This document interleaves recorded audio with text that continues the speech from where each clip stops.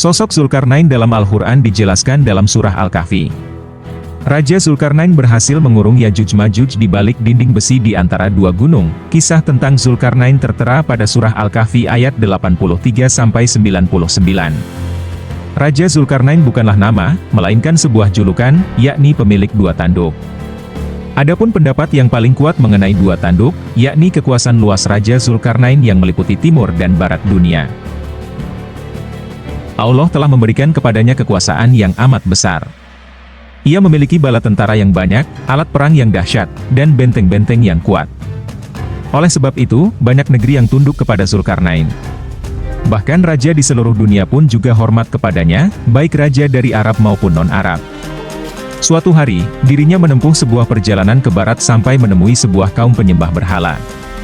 Di sana Zulkarnain berdakwah, mengajak mereka untuk menyembah Allah dan tak menyekutukannya.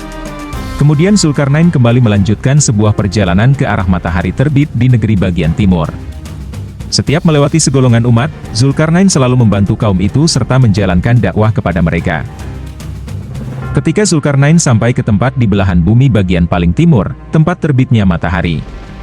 Di sana terdapat sebuah kaum yang tidak memiliki bangunan apapun untuk dijadikan sebagai tempat tinggal, bahkan dari sinar matahari sekalipun. Lalu Zulkarnain kembali melanjutkan perjalanannya ke arah lain, tak diketahui secara pasti kemana arah yang diambil Raja Zulkarnain, setelah melakukan perjalanan dari barat dan timur. Hingga ia sampai di antara dua buah gunung, dan ia mendapati sebuah kaum yang hampir tak bisa dimengerti bahasanya, ternyata mereka meminta pertolongan kepada Raja Zulkarnain. Kaum tersebut meminta kepada Zulkarnain untuk membuatkan sesuatu sebagai penghalang antara mereka dengan Yajuj-Majuj sang pembuat onar. Mereka bahkan berniat membalas jasa Zulkarnain dengan harta mereka.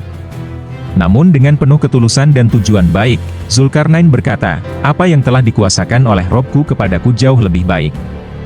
Artinya, Zulkarnain tidak meminta imbalan dari mereka, melainkan ikhlas karena Allah.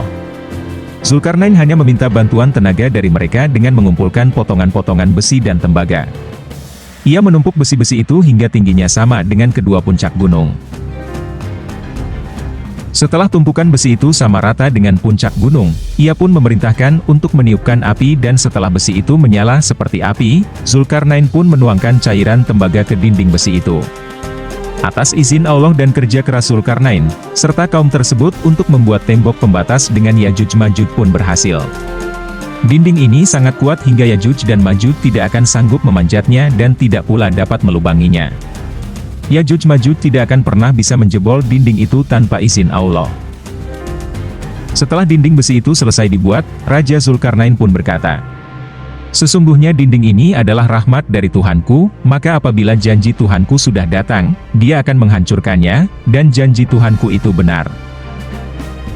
Yajuj-Majuj sendiri pasti akan menjebol dinding itu dengan izin Allah. Mereka akan keluar setelah munculnya Dajjal, dan setelah dinding itu hancur, mereka akan keluar dari tempat-tempat yang tinggi, dan membuat kerusakan di muka bumi. Seperti yang tercatat dalam Al-Quran Surat Al-Anbiya ayat 96, hingga apabila dibukakan tembok Yajuj dan Majuj, dan mereka turun dengan cepat dari seluruh tempat yang tinggi.